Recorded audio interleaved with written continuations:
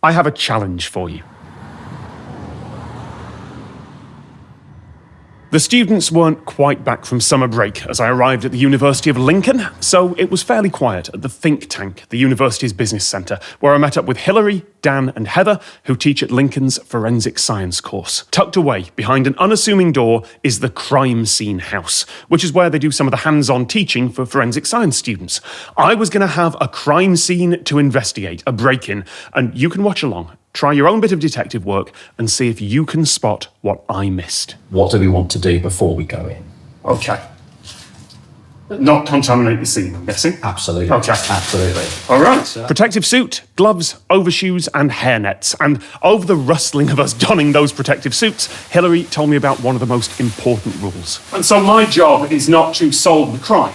My job is to document everything that's happened so that someone else can solve it. That's absolutely right. What you get told before you go in by the police anyone there is really important, because if they plant a narrative in your head about what they think happened, that affects the decisions that you then go on to make. The one thing I know is that you haven't set up a murder scene, which YouTube monetization thanks you for. There is not blood everywhere. But other than that, sometimes they do set up murder scenes, complete with gruesome mannequin cadavers, or some students might get taken to an explosives test facility to look at blast damage. It's not like that's an everyday thing, the same way that's not an everyday thing for crime scene investigators. Most of the time, the students will be in a lecture hall, but there are some exciting parts. In a break from reality, could we keep the masks off? Yes. Just because then we'll be able to hear each other and we'll see faces. Absolutely. Okay. So this is the downfall of most CSI programs. Yes. And it's this thing that I'm looking at the TV going, why have you got your mask off? Yep. Yeah, it's not glamorous. There you go. There we go. That's why I said lean on something. Yeah. It's the forensic scene hop. Before I take on the crime scene in the living room, I've got to learn the very basics. We start in the house's kitchen, with perhaps the easiest bits of evidence to spot. So... Well, yeah, I think I can... We've obviously... I can see the evidence here. Yeah. That one's pretty clear. Okay. Well, hold on. That said, like, we've got the smashed glass. Yeah. There's also a very obvious lipstick mark just here. Yep. And you said yep, there's a bite mark. There was a yep that implied there was definitely a third thing to be found in here, and that would be the bite mark. Yeah. Okay. There's one other thing. If you look at the glass in a little bit more detail... Fingerprints? Possibly. Oh, blood. Yeah, so there's a bit of blood on the edge of the glass. Somebody's broken a bottle and cut themselves on it. Yep. For some reason. So it could be it's just fallen off the surface. It could be that am I doing hemisticks? Or it could be. So this is what we do. Is we test that blood. This is an alternative way that we do. This is something called a hemostick. So this is what a lot of CSIs would use these. And you just rub the pad against the blood and you add the water and it should turn green. Green is blood. Okay. So what I'll do is let's say we've recorded all of this and we know it's in situ. Yep. We can start messing around with it a little bit now. So we've got a bit of blood on the. It has only just occurred to me that this is not real blood.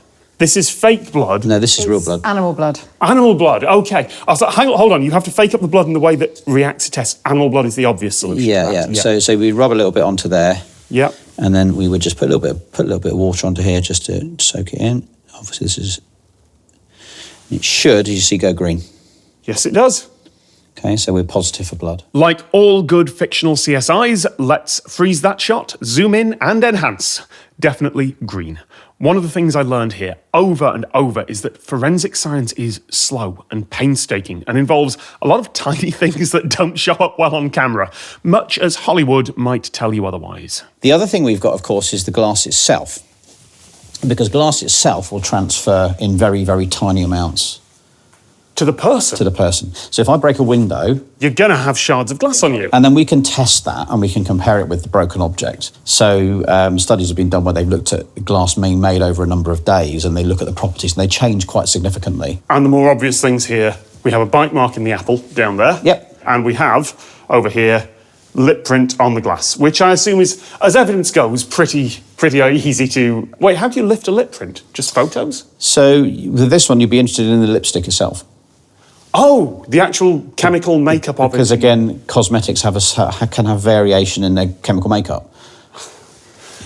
The number of times I've gone, oh, well, it's obvious you do what with that. No, it's not. bite mark, you can look at potentially the teeth, the odontology of it, and also swab it for DNA. The what of it? Odontology. Odontology, okay. So for the teeth positionings. I assumed that the bite mark would be the obvious thing there, but it turns out odontology is really controversial. Almost all bite marks are just too vague an impression to be reliable evidence. But there's a much better option, swabbing for DNA. Apples are really good because the skin of the apple sort of like cleans the tooth off quite nicely and leaves Right. behind all the cellular material. Okay, this feels like an obvious joke to make, but how do you do DNA testing for that and not get apple? I thought that was a silly question at the time, but apples have DNA, and so if you take a swab for DNA sampling from a bite mark in an apple and put that in a machine, surely it just says apple. Like, that sounds like a gag from a comedy show. Well, Heather's the DNA specialist there, and she was happy to answer that one. We would extract the DNA from the swab, and when we do that, it does clean up things like apple or food or things like that, so that it removes that from the sample. And then when it goes on to be replicated, so it's detectable, because usually we're looking at quite low levels amounts of DNA, then that replication is only going to happen on the areas that are human or match the areas that we're looking at. So it's like a key and lock mechanism. We have primers that are specific to certain parts of the DNA strand. It won't connect if it doesn't fit. Wow. And the reason we set an apple up here is because sometimes in burglary scenes, burglars like to snack. I think Heather and I have both dealt with cases where they've submitted things like a burger or an apple or remains of something that the burglar has opened the fridge, eaten something and left the remains behind, which is brilliant for us because we can swab it and get a result, you see. They love to drink beer or like alcohol or stuff like that as well, because why wouldn't you? If you're already you're already burgling. You know. You've already taken a huge amount of jewellery or electronics. Yeah. What's one beer? Yeah. So they'll sometimes do that. Burglars do weird things. Sometimes. Different parts of the English-speaking world use different words for the thing that burglars do. Some countries say that a house can be burgled. Others say burglarized. And both of those sound really weird if you're used to the other one. Next up, the bedroom, which had been the subject of what the police would call an untidy search. This is Heather's room, all right. No, this is not Heather's room. That sounded wrong. You know what I mean? So we're going to start off at the bedside cabinet. Okay.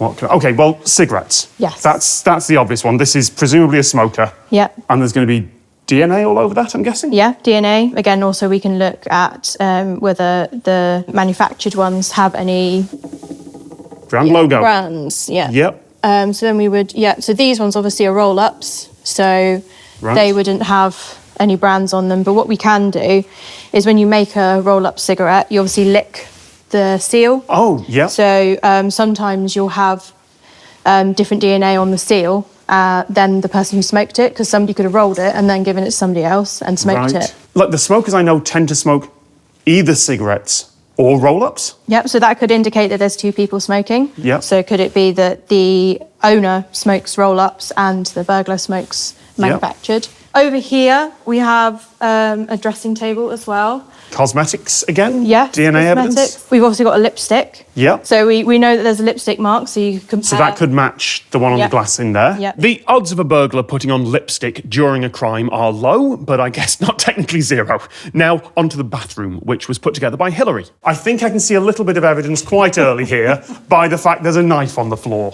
That feels like evidence. Yes. I feel like even an idiot, there shouldn't be a knife in the bathroom. Exactly. Okay. What do you think it may have been used for? Prizing open the cabinet, perhaps? Okay, so why would someone have a locked cabinet in their bathroom? Medicines? Medicines, yeah. So the first thing about the knife is that we wouldn't just put that in a plastic evidence bag, because it would just fall through the bottom and stab yourself in the foot. Yeah, So we have okay, that's fair. special sort of collector. Okay. And a weapons tube. Right. Go in there. The weapons tube has metal caps on each end, so someone can't stab themselves while screwing the lid on. Okay, so shall we have a look and see what's in the cabinet? Oxycodone. Those are painkillers. Correct, yes. So we've Those are extremely strong painkillers. Yes, and they are prescribed, but they also have quite a high street value. Yes. We wouldn't necessarily assume that that's what it says on the tin. So that's we would perhaps start from that and check if it was oxycodone, but it could be something else, could be something that's been misrepresented as oxycodone. We would also be wanting to see, well, is the name and address on the drugs, is that related to anyone who lives here? Or it could just be, sometimes you find a random person's medication because it's been sold on the street.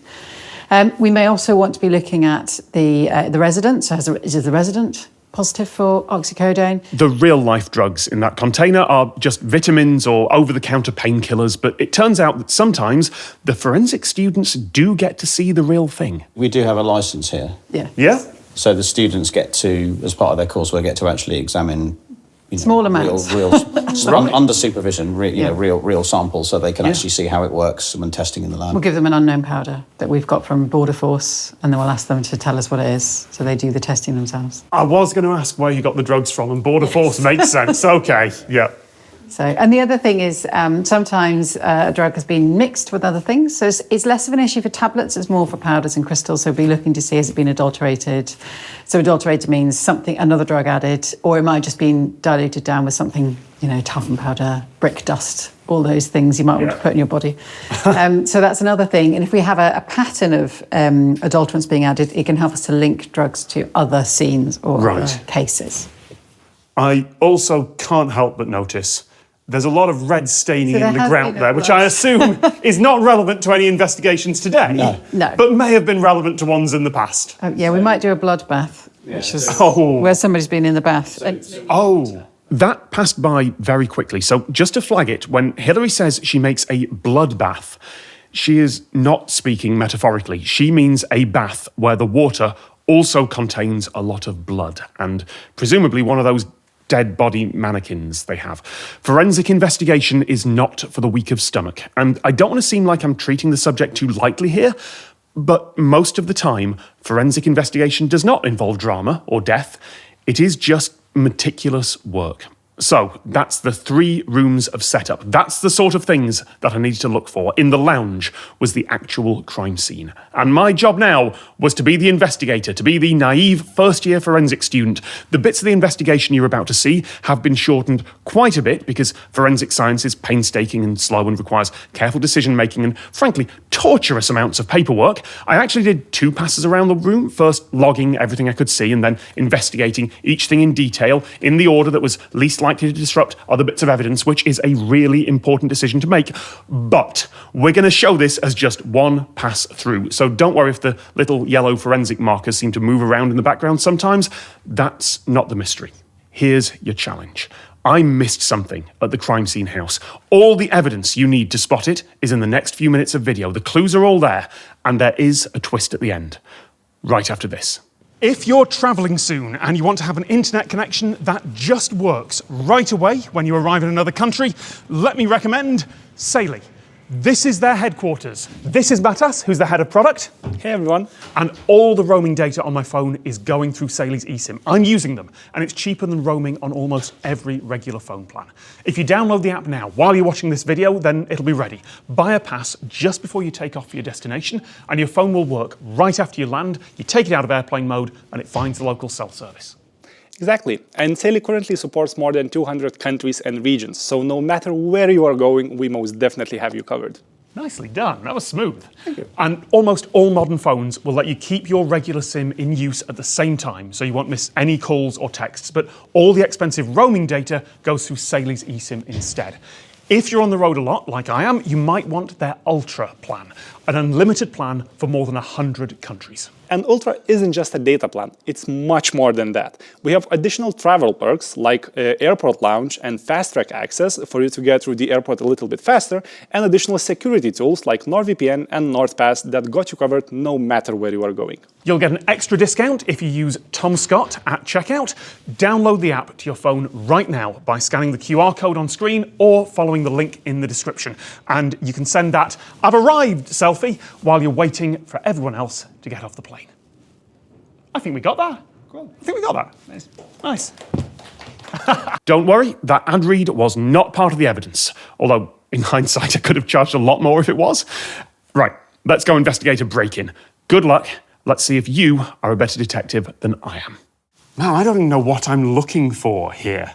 Other than I appreciate the book there is Great Unsolved Mysteries. Yeah. Which is, yeah, someone's had some fun. Okay. So the way to start to process it is to think about how would somebody do this, okay? And in the process of doing what they're doing, what are they going to leave behind that we can find from them? Okay. They're going to come in through the window, I assume, which means they might have left some evidence on here that looks a lot like blood. So we might want to use that. We might want to use... Aye! I've got a number. I've got, right. So, number one. Yeah, that's just there. fine. We did a simple test to check, and yes, it was blood, which needed swabbing for DNA. Do you want to do it? I'll do that, yeah, if I can hand the camera off Yeah, to of you. course Just I can. vaguely, Pointed in your direction. Yeah. sort of thing. So because the blood is dry, Yeah. you're going to want to wet your swab. So Okay. this is DNA-free water, because obviously some water will have background DNA in it. So this... Yeah, no, it's just a hell of a phrase. So, pour on? Yeah, Just just a couple of drops. You don't need Couple of loads. Swab will sometimes be a little bit, that's it, as long as it sort A of... little bit hydrophobic there, isn't it? And then you just need to swab up the blood. Oh, It's okay. I didn't do a great job on that, did It's I? okay. I mean, I feel like I've just destroyed evidence there. No, well, you've got that's enough. That's more than enough. Okay, that's all you That's need. it, yeah. That's such a tiny amount. And that'll give you a perfect profile. That will be almost guaranteed to give you something. Wow. Yeah, this is more than I would get on most blood swabs. Heather has done a lot of lab work for actual criminal investigations. She's the expert in this, and I was astonished at just how good the technology is. Just a small amount of blood has quite a lot of DNA, less so than like touch DNA, which is when you just touch something and leave your DNA then. We're able to get DNA profiles from really small amounts of blood. Wow. So when you say profile, yeah. is that enough to match a person, or is that enough to say it's someone who what can you figure out from that? So we don't look at any DNA features that are phenotypic, so code for your hair or your ethnicity. We look at specific areas that vary between individuals quite a lot within the population, so there's a lot of variability. But they also don't code for anything that we know of. Forensic DNA analysis is not like those companies that go, probably has green eyes and a gluten allergy and their great-great-great-granddads from Algeria. They're testing for what used to be called junk DNA, but is now known as non-coding DNA. It's not junk, it's just got a more complicated job than eye colour. The DNA database itself continues to be controversial, particularly how long the police can keep DNA samples from anyone not convicted.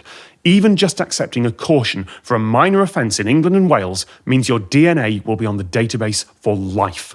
Balancing civil liberties and potential crime solving is always going to be difficult. Turns out there's also a ballistics database, a footwear database, and, of course, a fingerprint database, which brings us to the next bit of evidence. What I would tend to do is look around the point of entry. Okay. So how would you imagine getting in? What would you do? I'd have to climb up. So yeah, and so, come in. so if we go around to We the go around to this let's side. start with the outside. Yeah, okay. I had jumped the gun a little by going straight in and spotting blood. I should have checked the window first. So if you get the lighting right, you can maybe see where There's some people- marks here. You've got some marks there. You've got marks there as well, haven't And you? a clear fingerprint just there. I placed a marker under the window.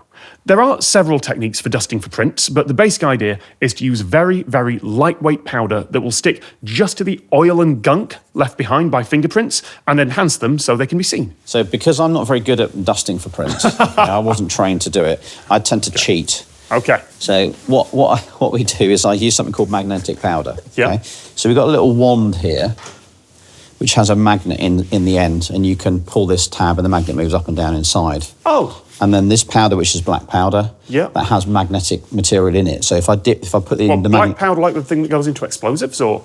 Oh, as into carbon black. right. So then you got the magnet sort of shows you that, and if I pull the magnet away, it just drops away. Yeah. So it makes it a lot easier to. That makes it a lot Makes easier it- than having to and do essentially- the very fine work And the good of dusting on. And the good thing about the magnet brushes is that you don't get any contamination because there's no bristles to contaminate. This is much, much more difficult than you might think. Although I didn't realise until later that while setting up the simulated crime scene, one of those three had to actually put their fingers, and it turns out their entire face, against that window to create those marks. I'm definitely not doing that right. Yeah, That's so- I've completely messed that up. That's all right. I've completely ruined that. So because it's magnetic powder, we can just hoover it up. Of course you can. Yeah, I absolutely demonstrated that on purpose. I And this wasn't is- just plain incompetent. And you've got Possible stuff here, maybe. You can just about see something there, look.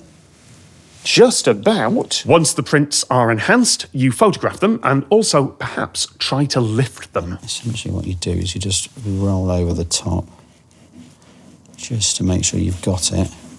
Get rid of all the air bubbles because they can be a real pain. And then slowly what I tend to do is just lift it off. And it should hopefully line up over the sheet. Like that. That's a bit clearer, isn't it? And any CSIs watching this will be telling me that my technique is awful, which I know it is. But it's all about the powdering. But you can see you've got this sort of pattern here, this sort of area here within the ridge. And that might be enough to match to a fingerprint. And that might be enough to match to a fingerprint. Yeah. There were also several other fingerprints I missed, including a couple of big obvious ones. Never mind, I did successfully spot some hairs and clothing fibres caught on the window. Those were marked as number 3. And the next bit of evidence would have been difficult to miss. So on the inside, hold on. I haven't spotted that.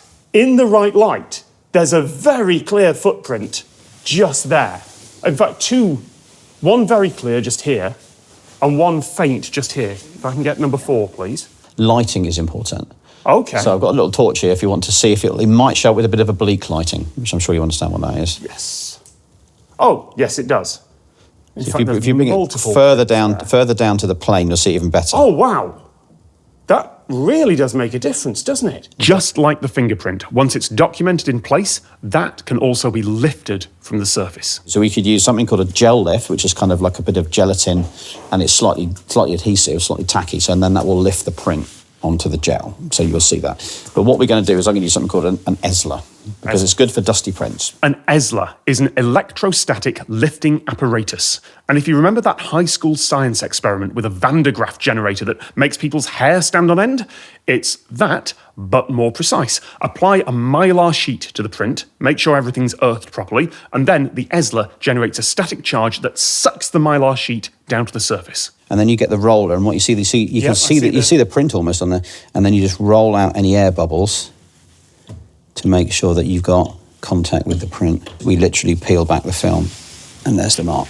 That's incredible. That's like a magic trick. This is obviously the best possible circumstances, but still, to me, that was staggering, and it might just match up to the suspect's shoes. That's the point of entry done.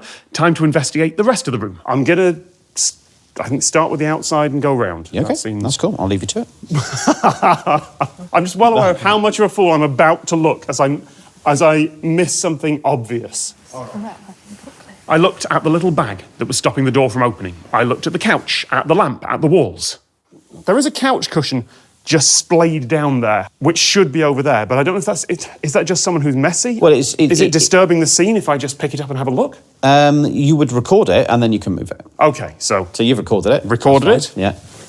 And just have a look underneath. Nothing of interest. Nothing of interest.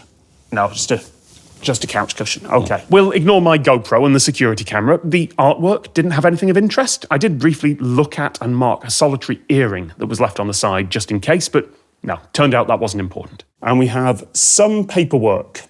You just notice anything about the paperwork? It's financial paperwork. Mm-hmm. I've got to remember, I don't know anything about this scene. There are all sorts of things that you may or may not know, but quite often you're dealing with limited information, and that comes to light as you go through the scene. So, okay, I will log that. Do I need to put a number next to it? And that paperwork had a few alterations on it, including some correction fluid, or as it's known in the UK, Tipex. That's a 0 that's been changed to an 8. And then Tipex on that one.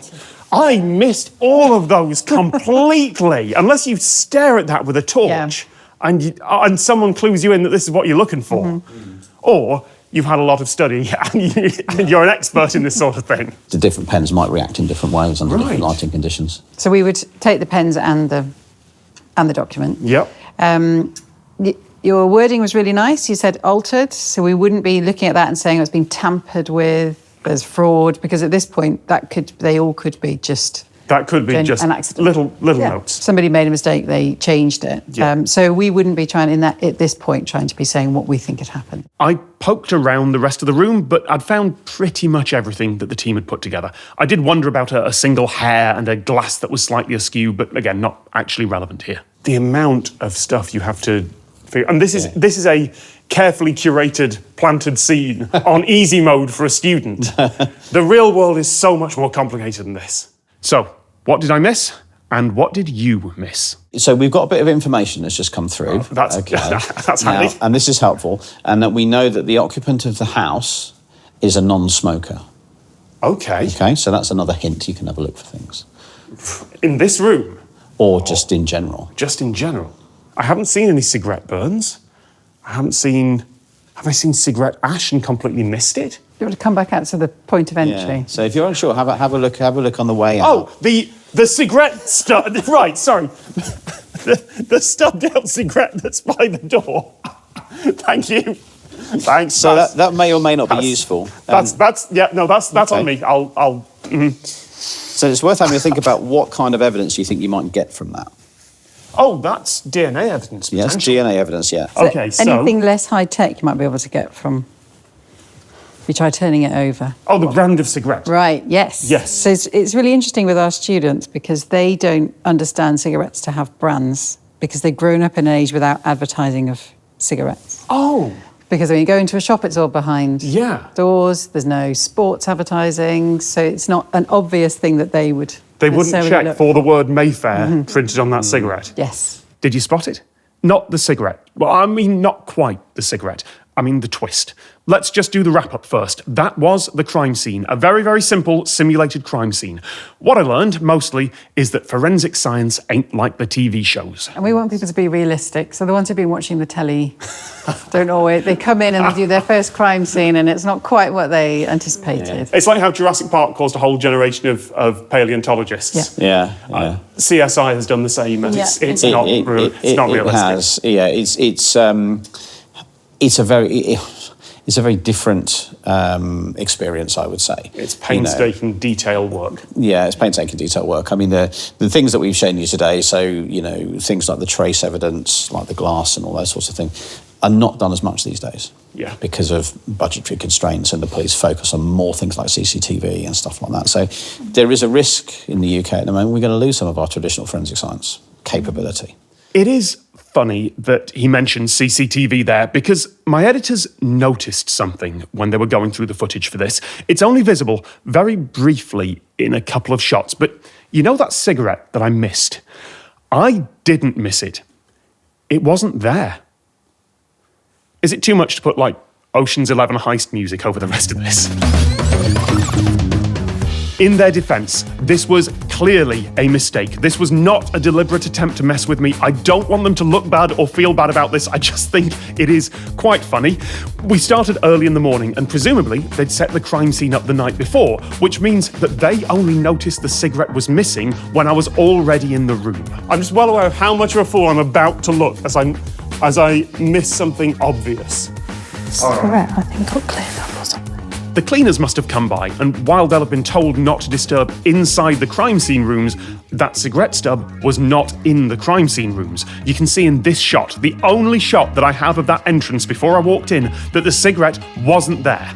I don't have a shot of anyone running back to the bedroom to grab a Mayfair stub, but I can only assume that's what happened. And then, while I was looking the other way, there is a couch cushion just splayed down there, almost out of sight of the cameras. Professionally done. It's not until several minutes later. Quite often you're dealing with limited information and that comes to light as you go through the scene.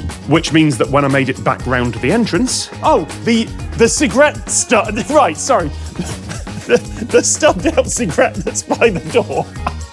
Thank you. Thanks. So that may or may not be useful. That's on me. My thanks and my apologies to everyone at the crime scene house. The story was just too good to tell any other way. And in my defence, you could have told me.